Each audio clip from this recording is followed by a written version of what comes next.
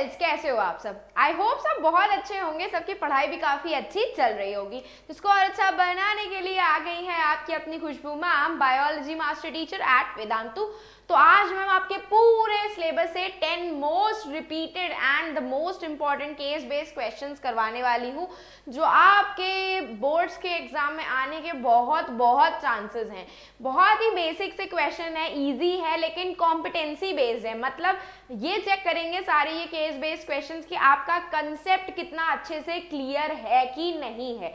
तो make sure जरूर करना कि आपको ये सारे क्वेश्चन मैम के साथ सॉल्व करो, हर एक क्वेश्चन को पढ़ो ठीक से और सॉल्व करने का ट्राई करो। तुम लोग देखो कि सॉल्व हो रहे हैं कि नहीं हो रहे हैं। नहीं हो रहे हैं तो भाई उस कंसेप्ट को अच्छे से वापस से एक बार पढ़ लो और रिवाइज कर लो, अभी अच्छा खासा टाइम है।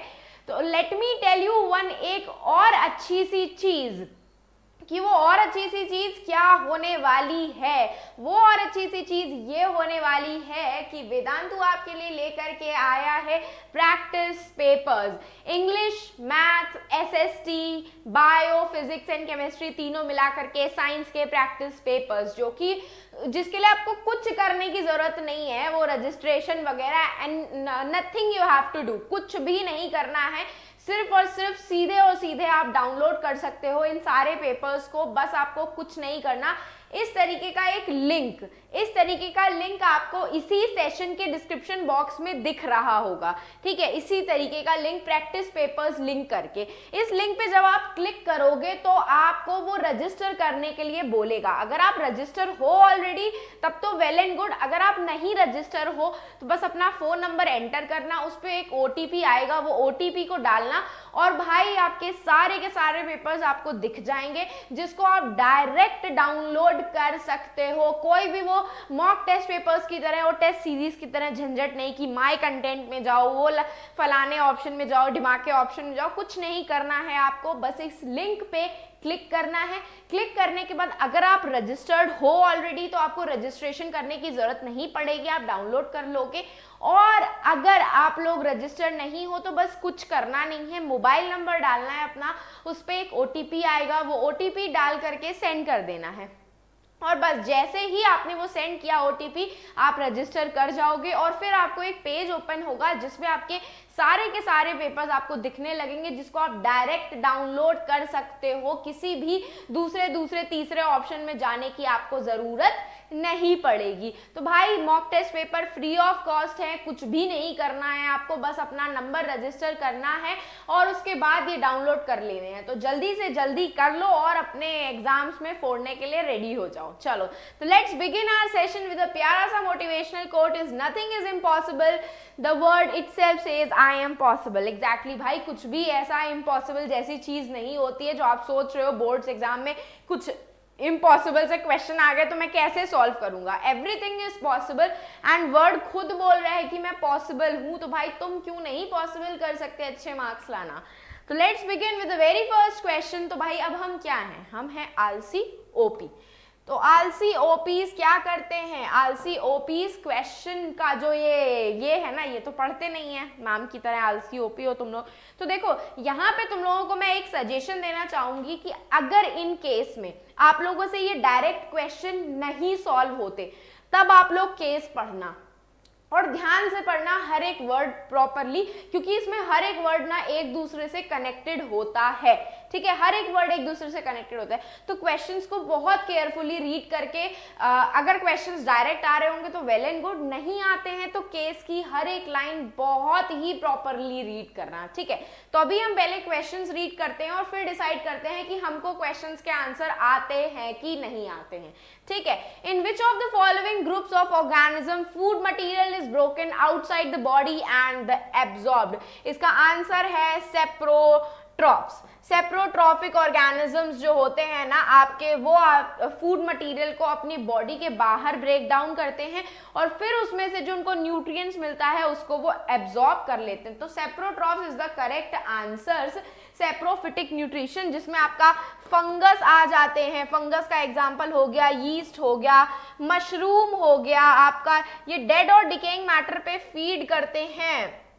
और उनसे अपना न्यूट्रिशन लेते हैं, और ये जो डेड और डिकेइंग मैटर पे फीड करते हैं उनके फूड को वो बाहर ब्रेक करते हैं और फिर उस न्यूट्रिशन को एब्जॉर्ब करते हैं। नेम वन पैरासाइट, तो कोई भी पैरासाइट का आप नाम लिख सकते हो, लीचेस लिख सकते हो, लाइस लिख सकते हो, इवन एक ऐसा पैरासाइट होता है हुक वर्म करके जो आपके इंटेस्टाइन में प्रेजेंट होता है, राउंड वर्म, हुक वर्म, कुछ भी लिख सकते हो, ये सब आपके पैरासाइट्स के एग्जाम्पल हैं।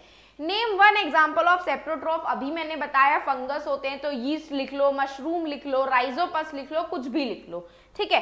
हेट्रोट्रॉपिक न्यूट्रिशन इन्वॉल्व्स व्हाट, तो भाई हेट्रोट्रॉपिक न्यूट्रिशन में क्या होता है? हेटेरोट्रॉपिक न्यूट्रिशन, उसके नेम से ही हमें पता चल रहा है, ऐसे organism which can't prepare their own food, ये वो ऑर्गेनिजम्स होते हैं which can't prepare their own food, जो अपना खाना खुद प्रिपेयर नहीं कर सकते, दे कांट प्रिपेयर देयर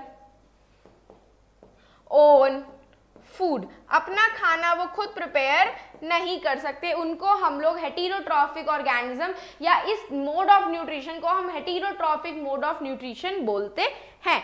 तो in amoeba food enters through the body, body के कौन से पार्ट से? देखो अमीबा की तरह खाना जो है ना किसी भी साइड से उसकी बॉडी में एनगल्फ नहीं होता। पैरामीशियम में एक पर्टिकुलर साइट होती है जिस साइट के थ्रू ही उसका खाना जो होता है वो एनगल्फ कर पाता है, उस साइट का नाम है साइटोसोम, साइटोम या साइटोसोम ऐसे ही कुछ करके नाम है, जिसके थ्रू पैरामीशियम जो होता है, हाँ साइटोस्टोम, साइटोस्टोम एक पर्टिकुलर साइट होती है पैरामीशियम में जिससे वो अपने खाने को एनगल्फ करता है, खाता है।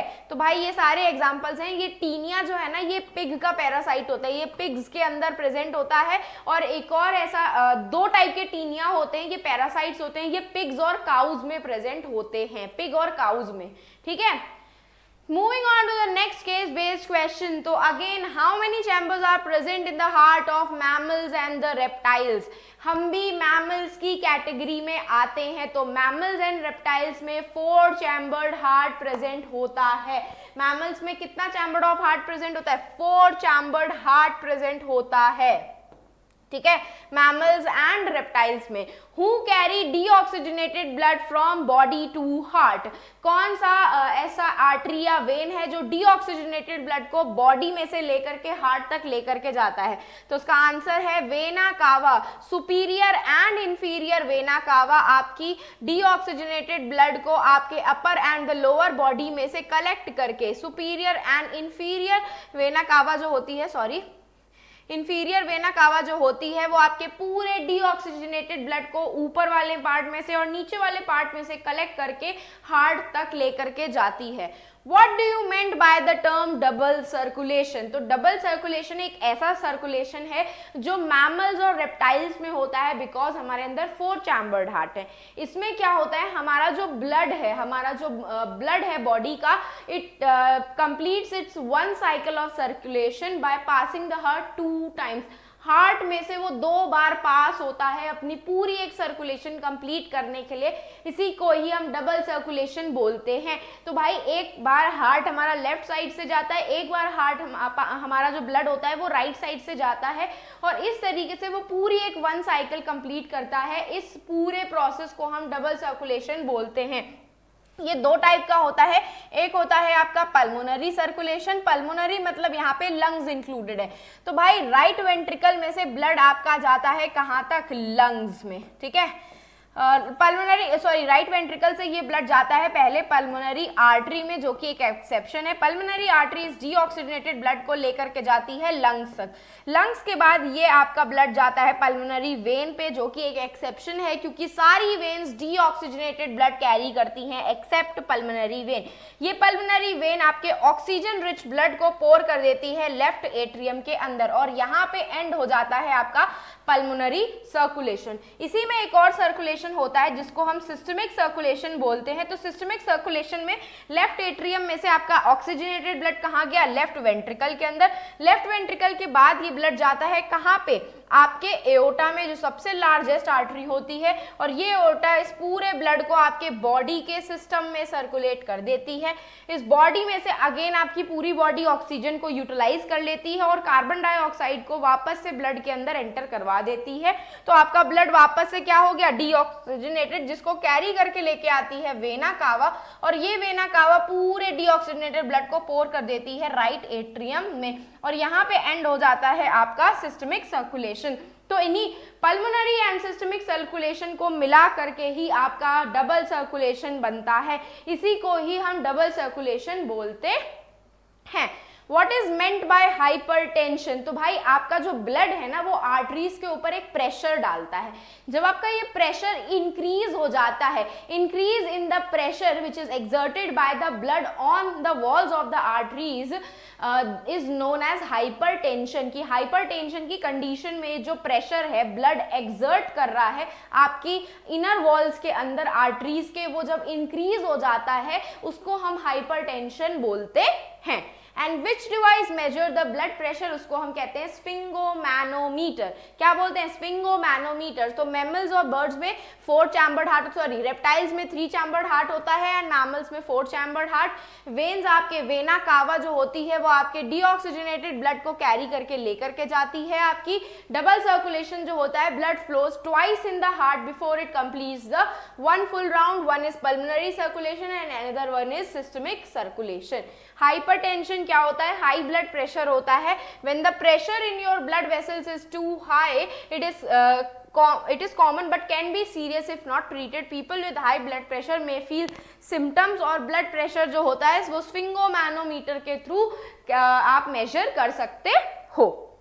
ठीक है, moving ahead with the next question, जो कि थर्ड क्वेश्चन है कि what are the barrier methods of birth control. Barrier method में आपके कॉन्डम्स आ जाते हैं, ठीक है, डायफ्राम्स आ जाते हैं आपके, इवन आईयूसीडीज भी आ जाती हैं, जिसको हम क्या बोलते हैं, copper T, intrauterine devices, intrauterine contraceptive devices, IUCDs भी आ जाती हैं आपके बैरियर मेथड में, जो आपके स्पर्म की एंट्री को रोकती हैं to enter into the female reproductive tract. How the physical barrier method prevent pregnancy? तो भाई फिजिकल बैरियर मेथड में आपके कॉन्डम्स आ जाते हैं, जिसको जो कॉन्डम्स होता है वो मेल्स अपने पीनिस के ऊपर अटैच करते हैं, इंसर्ट करते हैं, ताकि फिजिकली जो है जो स्पर्म है वो फीमेल रिप्रोडक्टिव ट्रैक्ट के अंदर ना एंटर कर पाए। उसके बाद केमिकल मेथड्स की बात करें तो केमिकल मेथड्स में आपकी आई पिल्स आती हैं। ये आई पिल्स जो होती हैं फीमेल्स में हार्मोन्स का डिसबैलेंस क्रिएट कर देती हैं, हार्मोनल डिसबैलेंस क्रिएट कर देती हैं, जिसकी वजह से अगर एग रिलीज भी होता है, हार्मोनल डिसबैलेंस की वजह से जो यूट्राइन की लाइनिंग होती है ना वो थिक नहीं हो पाती, और जब वो थिक नहीं हो पाती तो अगर आपका एग फर्टिलाइज हो भी गया तब भी वो बेबी को कैरी नहीं कर पाती, क्योंकि उनका यूट्रस जो होता है वो तैयार ही नहीं होता जाइगोट को फर्टिलाइज करने के बाद जाइगोट को कैरी करने के लिए। तो इससे क्या हो जाता है, मिसकैरेज हो जाते हैं, वो प्रेग्नेंट हो ही नहीं पाती। ठीक है, तो describe correct sentence regarding surgical method of birth control. तो भाई correct sentence for surgical method of birth control ये रहेगा कि सर्जिकल मेथड 2 टाइप के होते हैं, एक होता है वासेक्टोमी जो कि आपके मेल्स में होता है वासेक्टोमी, और एक होता है आपका ट्यूबेक्टोमी। ठीक है, एक होता है आपका ट्यूबेक्टोमी। वासेक्टोमी की बात करूं तो वासेक्टोमी में जो मेल्स होते हैं ना, मेल्स का जो वास्ट डिफरेंस होता है उसको कट करके सर्जिकली टाई कर दिया जाता है, ताकि जो स्पर्म है उसके टेस्टिस में से निकल करके आपके बाहर जाए नहीं, तो जाएगा ही नहीं तो भाई प्रेगनेंसी का चांस ही नहीं बनता। And let me tell you, ये दोनों ही मेथड परमानेंट मेथड होते हैं, इसको आप रिवर्ट बैक नहीं कर सकते। ठीक है, इसको सर्जिकली करवाने के बाद, ये सर्जिकली ट्यूबेक्टोमी एंड वासेक्टोमी करवाने के बाद कोई भी फीमेल प्रेग्नेंट नहीं हो सकती है। ठीक है, एंड ट्यूबेक्टोमी में क्या होता है, फेलोपियन ट्यूब जो होता है जहां पे फर्टिलाइजेशन का प्रोसेस होता है उसको कट करके टाई कर दिया जाता है, बांध दिया जाता है सर्जिकली स्टिचेस के थ्रू, जिसके थ्रू ओवम रिलीज ही नहीं होता और स्पर्म आता भी है तब भी वो फर्टिलाइजेशन का प्रोसेस नहीं होता है। Describe the correct statement regarding the birth control methods. देखो सारे ही बर्थ कंट्रोल मेथड्स के अपने अपने फायदे और अपने अपने नुकसान है। सबसे ज्यादा जो नुकसान रहता है वो आपका आई पिल्स का रहता है, क्योंकि ये हार्मोनल डिसबैलेंस क्रिएट कर देता है, जिससे काफी सारे हेल्थ इश्यूज फीमेल को फेस करने पड़ते हैं। एंड बात करें अगर हम एसटीडीज की, जो कि सेक्सुअली ट्रांसमिटेड डिसीजेज होते हैं, वो आपके बैरियर मेथड के थ्रू ही आप कंट्रोल कर सकते हो। अदरवाइज और किसी मेथड से आपका सेक्सुअली ट्रांसमिटेड डिसीज, जिसको हम एसटीडीज बोलते हैं, वो प्रिवेंट नहीं हो सकती हैं। तो भाई जो बैरियर मेथड जो होता है, कॉन्डम्स आपके मेल्स में यूज होते हैं एंड डायफ्राम जो होता है फीमेल्स में। फिजिकल बैरियर मेथड में हम फिजिकली प्रिवेंट करते हैं स्पर्म को from meeting the ovum by barrier method. Using barrier method chemical methods में pills, oral pills and vaginal pills आती हैं। और भाई दो पोर्शंस होते हैं आपके सर्जिकल मेथड के, एक ट्यूबेक्टोमी एंड वासेक्टोमी। इतना बड़ा सा आंसर है, आप लोग एक बार रीड कर लेना, ठीक है। Moving on to the next question, what is excretion in plants and why is it important? तो भाई excretion in plants क्या होता है? The waste generated by the plants, removed by the plants, that process is known as excretion। और ये important इसीलिए होता है क्योंकि plants का जो excretory products होते हैं, जैसे photosynthesis के टाइम वो ऑक्सीजन रिलीज करता है, आपका respiration के टाइम पे वो CO2 रिलीज करता है। इवन plants जो होते हैं आपके, वो evaporation परफॉर्म करते हैं, वाटर आपका रिलीज करते हैं ट्रांसपिरेशन के थ्रू। आपका गम्स जो होते हैं, आपके रेजिन्स, ये सब आपके वेस्ट प्रोडक्ट हैं जो प्लांट जनरेट करता है। ये सारे के सारे ही आपके लिए यूजफुल होते हैं। आपको ऑक्सीजन पता है रिस्पॉन्सिबल होती है, CO2 जो होती है वो हम फायर एक्सटिंग्विशर्स में यूज करते हैं। वाटर भाई पानी की वजह से ही क्या सब कुछ चल रहा है। गम्स और रेजिन्स जो होते हैं वो मेडिसिनल यूज के लिए होते हैं, मेडिसिन की तरह हम उनको यूज कर सकते हैं। तो भाई ये एक्सक्रीटरी प्रोडक्ट्स जो आपके प्लांट के होते हैं वो कहीं ना कहीं आपके लिए इंपॉर्टेंट होते हैं। Explain the process of transpiration in plants and its function. तो भाई प्रोसेस ऑफ ट्रांसपिरेशन क्या होता है? ट्रांसपिरेशन में loss of water from the aerial parts of the plant. तो ये प्रोसेस में क्या होता है, जो स्टोमेटा प्रेजेंट होते हैं लीव्स के अंदर और स्टेम्स के अंदर, जो लेंटिसल्स प्रेजेंट होते हैं, उसके थ्रू थोड़ा बहुत पानी जो होता है इवापोरेट होने लग जाता है। और इवापोरेशन होने की वजह से प्लांट का जो सरफेस रहता है वो ठंडा रहता है। हमारी बॉडी जब बहुत ज्यादा गर्मी लगने लगती है तो हमारी बॉडी स्वेट करने लग जाती है, हमको पसीना आने लगता है, स्वेटिंग होने लगती है। क्यों करती है? क्योंकि बॉडी अपना टेम्परेचर मेंटेन करती है। तो सिमिलरली जब अपना प्लांट को अपना टेम्परेचर मेंटेन करना होता है तो वो ट्रांसपिरेशन का प्रोसेस भी करता है। और इसका फंक्शन ये होता है कि ये आपका ट्रांसपिरेशनल पुल जनरेट करता है। क्या करता है? ये एक ट्रांसपिरेशनल पुल जनरेट करता है, जिसकी वजह से आपका जो पानी है वो रूट्स में से निकल करके different parts of the plants में एंटर करता है। What waste products do plants excrete in the soil and why is this process important? ये भाई प्लांट्स जो होते हैं वो आयंस आपके एक्सक्रीट करते हैं सॉइल के अंदर, जो एक्सेस होते हैं आपके। और ये कहीं ना कहीं इंपॉर्टेंट इसीलिए होते हैं क्योंकि ये सॉइल की फर्टिलिटी एनहांस करते हैं। How do plants eliminate excess oxygen? Why is it necessary? भाई excess oxygen को वो by the process of photosynthesis excrete out करते हैं। और ये प्रोसेस हमारे लिए इसलिए इम्पॉर्टेंट है क्योंकि इसी प्रोसेस के थ्रू प्लांट्स अपना खाना बनाते हैं, जो कहीं ना कहीं हम भी खाते हैं, प्लांट्स को भी जरूरत होती है। और भाई फोटोसिंथेसिस प्रोसेस के थ्रू ऑक्सीजन का जो अमाउंट है हमारे इन्वायरमेंट के अंदर वो भी मेंटेन रहता है। ठीक है, तो ये सारे आपके इंपॉर्टेंस हो गए प्लांट्स के। अगर वो ऑक्सीजन को एलिमिनेट नहीं करेगा तो हमें ऑक्सीजन नहीं मिलेगी फॉर द ब्रीदिंग पर्पस। और कहीं ना कहीं फोटोसिंथेसिस के थ्रू वो अपना खाना भी प्रोड्यूस करते हैं। तो खाने के लिए भी भाई वो फूड, हम भी तो कहीं ना कहीं प्लांट्स के ऊपर ही डिपेंडेंट है, तो उसके लिए भी हमारे लिए जरूरी होता है फोटोसिंथेसिस का process. Moving ahead with the next question की क्वेश्चन नंबर 5 क्या होगा। तो let me drink some water, उसके बाद मैं बताती हूँ कि 5वां नंबर क्वेश्चन का आंसर क्या होगा। ठीक है, just a second.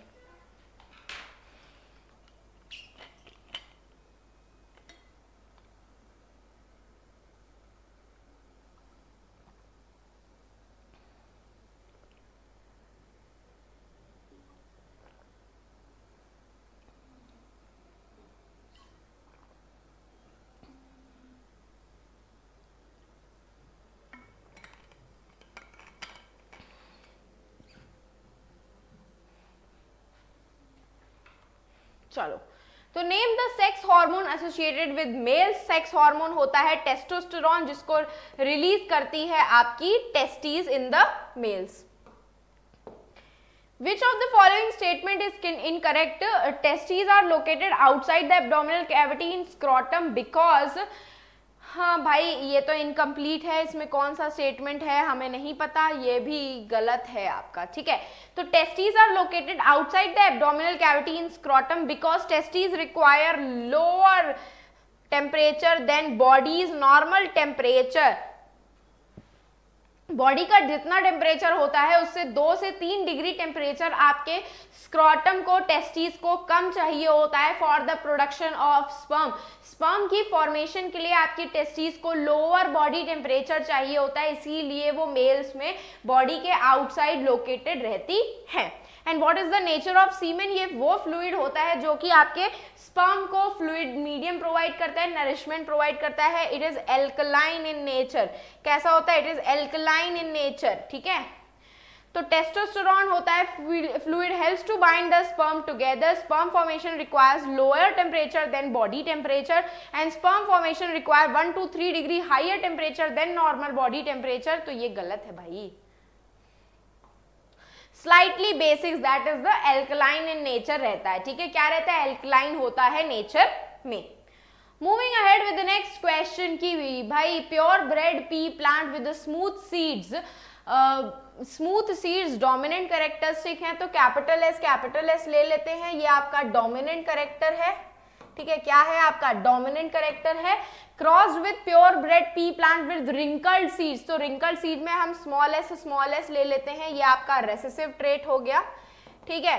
Which give rise to the F1 and F1 progeny को सेल्फ क्रॉस करवा के F2 जनरेशन मिली। तो F1 प्रोजेनी में क्या प्लांट्स होंगे, F2 प्रोजेनी में क्या होंगे, हम ये देखते हैं, ठीक है। तो भाई कैपिटल एस हमारा डोमिनेंट हो गया और स्मॉल वाले को मैं स्मॉल एस से हमने क्रॉस करवाया, तो capital S and small S ये आपकी F1 जनरेशन बनेगी, जिसमें कैसे सीड्स होंगे, सारे के सारे आपके स्मूथ सीड्स होंगे। कैसे सीड्स होंगे? सारे के सारे स्मूथ सीड्स होंगे। उसके बाद F1 जनरेशन को उन्होंने सेल्फ क्रॉस करवा दिया, तो भाई F1 जनरेशन को सेल्फ क्रॉस करवाया multiply by S into capital small S. तो इस तरीके से आप पन्नेट स्क्वायर बना लो, ठीक है।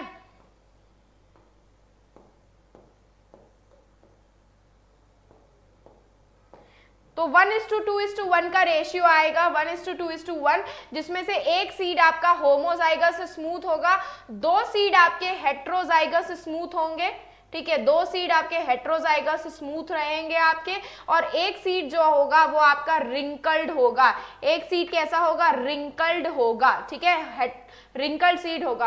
What will be the genotypic ratio of F2 offspring and also mention whether it will be homozygous or heterozygous। तो genotypic ratio 1:2:1 रहेगा, जिसमें एक प्लांट आपका होमोजाइगस स्मूथ होगा, 2 पौधे जो आपके होंगे वो हेट्रोजाइगस स्मूथ होंगे, और एक जो होगा वो होमोजाइगस आपका रिंकल्ड सीड का पौधा होगा। तो जीनोटिपिक रेशियो हो गया 1:2:1, ठीक है। Moving ahead with the next question, तो भाई एक आपका होमोजाइगस डोमिनेंट जो होता है स्मूथ, आपका होमोजाइगस स्मूथ, 2 होंगे आपके हेट्रोजाइगस स्मूथ, 2 होंगे आपके हेट्रोजाइगस स्मूथ, और एक होगा आपका रिंकल्ड सीड, ठीक है, जो कि होमोजाइगस कंडीशन में होगा, ठीक है, जो कि होमोजाइगस कंडीशन में होगा। Moving ahead with the 7th number question, the function of nervous system is to coordinate all the activities of our body, all the activities of our body, हमारी सारी बॉडी की एक्टिविटीज को control करने के लिए nervous system responsible होता है। How nervous system process the information, तो भाई जितना भी प्रोसेस कर रहा है इंफॉर्मेशन हमारा नर्वस सिस्टम, उसके लिए उसके अंदर एक न्यूरॉन के सेल्स प्रेजेंट होते हैं, जो कि आपके स्ट्रक्चरल एंड फंक्शनल यूनिट होते हैं नर्वस सिस्टम के। Structural and functional unit of nervous system neurons जो होते हैं, यही आपकी इंफॉर्मेशन को रिसीव करते हैं और ट्रांसमिट करने का काम करते हैं। सबसे पहले इंफॉर्मेशन आपकी डेंड्राइट्स पे आती है, डेंड्राइट से ये इंफॉर्मेशन सेल बॉडी पे जाती है, सेल बॉडी के बाद ये इंफॉर्मेशन एक्सॉन पे, एंड एक्सॉन के बाद ये एक्सॉन की टर्मिनल पे जाती है। तो इस तरीके से आपकी पूरी इंफॉर्मेशन जो होती है वो न्यूरॉन ट्रांसफर करवाता है। Nervous system is made up of special cells called neurons, अभी मैंने आपको बताया। Neuron is the longest cell in the body, भाई longest cell of the body रहता है आपका न्यूरॉन, ठीक है। तो भाई यही लिखा हुआ है, एक बार रीड कर लेना। Moving ahead with the next question, the part that helps in performing the voluntary action, ये आपका सेरिबेलम एंड सेरिब्रम दोनों ही होता है। सेरिब्रम एंड सेरिबेलम दोनों ही आपका होता है जो आपके वॉलेंट्री एक्शंस कंट्रोल करता है। The part that control salivation and vomiting, ये आपके इनवॉलेंट्री एक्शंस है, इसको आप कंट्रोल नहीं कर सकते, तो ये आपका हाइंड ब्रेन कंट्रोल करता है। और हाइंड ब्रेन का कौन सा पार्ट कंट्रोल करता है? Medulla oblongata. मेड्यूला ऑब्लोंगेटा आपके हाइंड ब्रेन का पार्ट होता है जो ये सारे फंक्शंस को कंट्रोल करता है। The largest part of the fore brain is the cerebrum. Cerebrum सबसे लार्जेस्ट पार्ट होता है आपके फोर ब्रेन का। अ fluid that protects the brain that is the CSF, that is the cerebrospinal fluid and meninges जो होती हैं ये layers होती हैं जो कि एक के ऊपर एक प्रेजेंट होती हैं। इनके इन बिटवीन पे ही यही सेरिब्रोस्पाइनल फ्लूइड प्रेजेंट होता है जो आपके ब्रेन को शॉक से प्रिवेंट करता है, आपके ब्रेन को शॉक से प्रिवेंट करता है। तो भाई यही लिखा हुआ था इसमें, एक बार रीड कर लेना। Moving ahead with the 9th number question कि electrical impulse travels in neuron from dendrites, पहले डेंड्राइट्स पे आती हैं, फिर उसके बाद कहाँ जाती हैं? सेल बॉडी पे जाती हैं ये इंफॉर्मेशन। सेल बॉडी के बाद ये इंफॉर्मेशन जाती है एक्सॉन पे, एंड एक्सॉन के बाद ये इंफॉर्मेशन जाती है एक्सॉन के टर्मिनल पे। कहाँ जाती है? एक्सॉन के टर्मिनल पे, ठीक है। तो ऐसे इंफॉर्मेशन पास होती है। In a synapse the chemical signal is transmitted from, भाई साइनैप्स एक जंक्शन होता है जो एक न्यूरॉन के एक्सॉन की एंडिंग पे और दूसरे न्यूरॉन के डेंड्राइट के बीच में प्रेजेंट होता है। तो यहाँ पे होता क्या है, जैसे ही आपका एक्सॉन टर्मिनल होता है ना, वहां पे वेसिकल्स प्रेजेंट होते हैं इस तरीके से। आपका जो एक्सॉन का टर्मिनल होता है ना, यहाँ पे इस तरीके से वेसिकल्स प्रेजेंट होते हैं जिनके अंदर न्यूरोट्रांसमीटर्स होते हैं। इसके अंदर क्या होते हैं? न्यूरोट्रांसमीटर्स, ठीक है। ये वेसिकल्स पे जैसे ही आपके इलेक्ट्रिकल इंपल्स आते हैं, ये आपका न्यूरोट्रांसमीटर्स क्या कर देती है? रिलीज कर देती है। ये रिलीज करके आपका ये साइनैप्टिक क्लेफ्ट या साइनैप्स के थ्रू पास हो करके आपके दूसरे न्यूरॉन के डेंड्राइट्स पे जाती है और वहां पे अगेन आपके इलेक्ट्रिकल इंपल्स में कन्वर्ट हो जाती है। तो इस तरीके से आपका पूरा जो होता है केमिकल इंपल्स ट्रैवल होता है। In a neuron the conversion of electrical signal to chemical signal occurs at axon terminal. Axon के टर्मिनल पे आपका इलेक्ट्रिकल इंपल्स केमिकल इंपल्स में चेंज होता है। न्यूरॉन कितने टाइप्स के होते हैं? 3 टाइप के न्यूरॉन होते हैं। एक होता है आपका मोटर न्यूरॉन, एक होती है सेंसरी न्यूरॉन और एक होती है इंटर न्यूरॉन। क्या होती है? एक होती है इंटर न्यूरॉन, ठीक है। जो सेंसरी न्यूरॉन होती है वो आपके सेंस ऑर्गन से, जैसे कि आंख, कान, नाक, मुंह, यहां से इंफॉर्मेशन को लेकर के जाती है आपके ब्रेन या फिर स्पाइनल कॉर्ड तक। भाई अब ब्रेन और स्पाइनल कॉर्ड ने आपकी इंफॉर्मेशन प्रोसेस कर ली, तो वहां से जो इंफॉर्मेशन है वो लेकर के आते हैं आपके मसल्स और ग्लैंड तक मोटर न्यूरॉन। तो मोटर न्यूरॉन इंफॉर्मेशन ब्रेन और स्पाइनल कॉर्ड से लेकर आपके मसल्स तक लेकर के आते हैं। और इंटर न्यूरॉन्स जो होती हैं वो आपके मोटर एंड सेंसरी न्यूरॉन का कनेक्शन होती हैं। सेंसरी और मोटर न्यूरॉन को कनेक्ट करने के लिए इंटर न्यूरॉन्स होती हैं, ठीक है, उनका कनेक्शन होता है बीच का।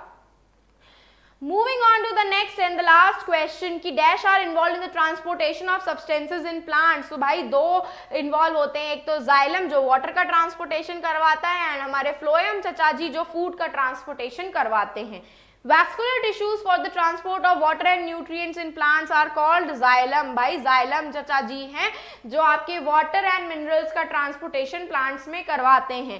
Continuous networks of channel that connects root to the leaves, भाई वेस्कुलर बंडल्स होते हैं। वेस्कुलर बंडल्स में यहाँ पे हमने जाइलम और फ्लोएम इसलिए नहीं लिखा क्योंकि वो दोनों ही आपके वेस्कुलर बंडल्स में इंक्लूड होते हैं। Dash are involve in transportation of food material का ट्रांसपोर्टेशन आपके फ्लोएम चचा जी करवाते हैं। And function of xylem transportation by water and minerals का ट्रांसपोर्टेशन करवा रहा है। इसका क्या ही फंक्शन बताना है कि ट्रैकीड्स वेसल्स जो होते हैं वो आपके वाटर का ट्रांसपोर्टेशन करवाते हैं, और जाइलम जो होती है वो आपके डेड सेल से मिलके बनी होती है, तो कहीं ना कहीं वो प्लांट्स को मैकेनिकल स्ट्रेंथ भी प्रोवाइड करती है क्योंकि वो डेड सेल से मिलकर के बनी होती है। एक्सेप्ट द जाइलम पेरेन्काइमा, तो कहीं ना कहीं जाइलम आपको आपके प्लांट को स्ट्रेंथ भी प्रोवाइड करता है। क्या प्रोवाइड करता है? स्ट्रेंथ भी प्रोवाइड करता है। Okay, so this was end of our session. तो भैया जल्दी से जाकर के टेलीग्राम चैनल को ज्वाइन कर लो, जिसका लिंक आपके सेशन के डिस्क्रिप्शन बॉक्स में अवेलेबल है, ताकि आपसे कोई भी मेरा ऐसा ही अमेजिंग सेशन मिस आउट ना हो जाए। इस सेशन की पीडीएफ भी आपको वहीं से ही मिल जाएगी, तो अगर कोई टाइप का कंफ्यूजन है तो आप ये पीडीएफ के नोट्स चेकआउट कर सकते हो। और अगर आपको मुझे पर्सनली फॉलो करना है तो आप मुझे इंस्टाग्राम पे फॉलो कर सकते हो, खुशबू_भाटिया मेरा इंस्टाग्राम का अकाउंट है। और लाइक शेयर एंड सब्सक्राइब कर देना जरा फटाक से चैनल को। तो अब हम फिर मिलेंगे चलते चलते ऐसे ही नेक्स्ट अमेजिंग सेशन में। तो bye bye and take care.